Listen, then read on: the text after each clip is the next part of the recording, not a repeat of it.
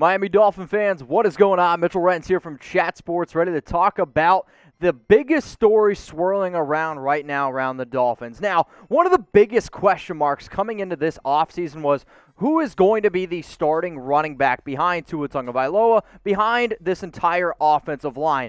Well, the top story around here is could the Dolphins go out and sign free agent running back Duke Johnson? So Bleacher Report put out an article, one move every single NFL team should make right now. The move that they listed for Miami is to go out and sign Johnson. There's no doubt about this. He's a reliable pass-catching running back, and he's a little bit underrated, I believe, personally, in terms of being able to run between the tackles. For all of you out there, I know a lot of people are probably going to be a big Duke Johnson fan, who I believe is the all-time leading rusher at the U. Correct me if I'm wrong down in the comments section. But if you're also looking for a reliable pass catching, or at least a reliable pass protector as well for Tua, that's something you definitely need, and something at times where Gaskin, or even Ahmad showed that they had weaknesses here and there. But if you had a plan entering the draft that you were going to try to take a top running back and you came away with nothing, that's why there's a lot of question marks, and that's why there's a lot of rumors still swirling around. Could Miami go out and find one of these top running backs here on the free agent market? He is a little bit undersized, 5'9", 210 pounds, 27 years old, but last season, 77 carries, 235 yards, 1 touchdown. That's on the ground. But let's get one thing straight here. The way that Duke Johnson creates so much havoc, the way that he really made his staple into the NFL is with his ability to catch the football. And if there has been one thing that Miami's done a very good job around this entire offseason, has been building around Tua and making sure he has as many humanly possible weapons as possible to throw to. I said possible literally like 18 times right there. But as you could see, that's what this team is really trying to do here with Duke.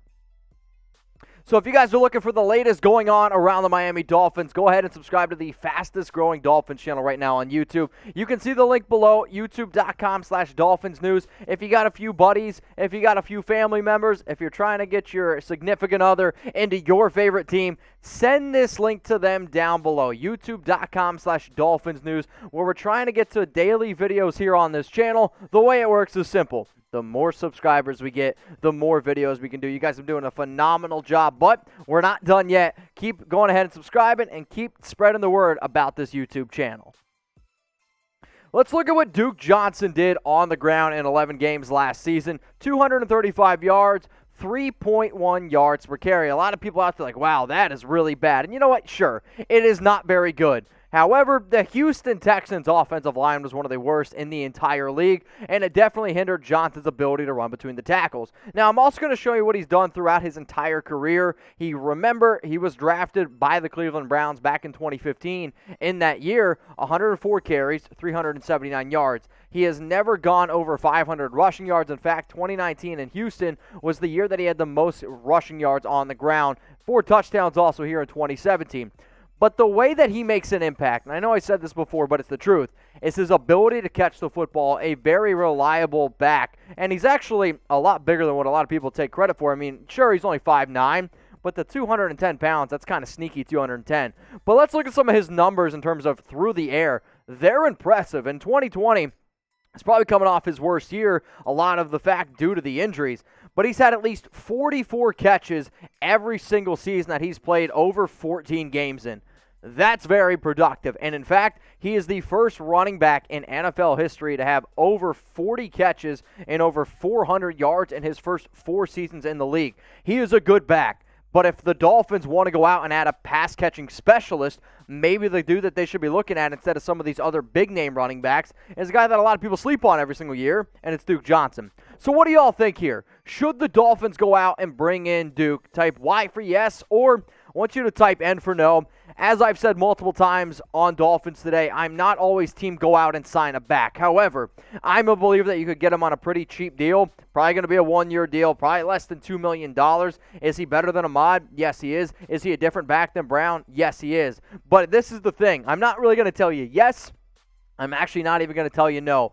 If Brian Flores, if they're like, you know what we need, a pass-catching running back, then you go out and make the move. If they're comfortable in Gaskin, if they're comfortable in Brown, Ahmed, and they're comfortable with even a guy like Lynn Bowden Jr., and they're like, you know what? we don't really need a pass-catching running back, then the answer is no. But if this coaching staff, which I think that they have earned the right to do some crazy things here and there because of how well they've done the last few years, if they feel like, you know what, we can use this guy, I'm going to go ahead and trust him, that's when I would take my wife for yes.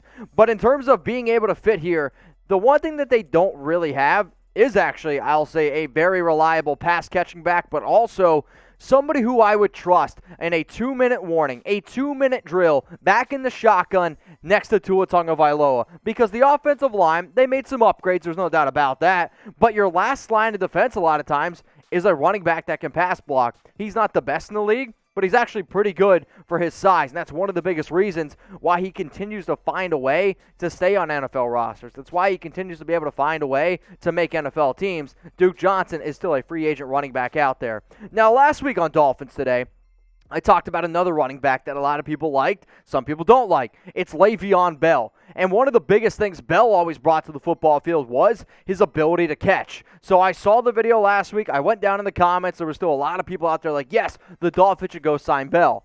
However, if you could only pick one running back, who would you end up going with? I want you to type LB for Le'Veon. I want you to type DJ for Duke Johnson. This might surprise a lot of people out there. I am taking Duke Johnson every single day of the week because I think he's got a little bit more pep in his step at this point in his career.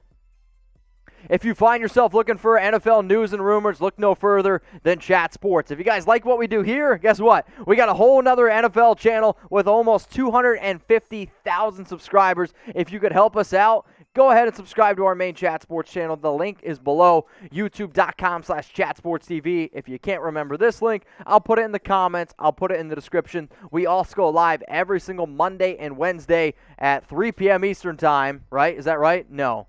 4 p.m. Eastern Time, 1 p.m. Pacific. When I said it out loud, I was like, man, I don't think that's right. Bottom line is if you want more NFL content for free, the link is below.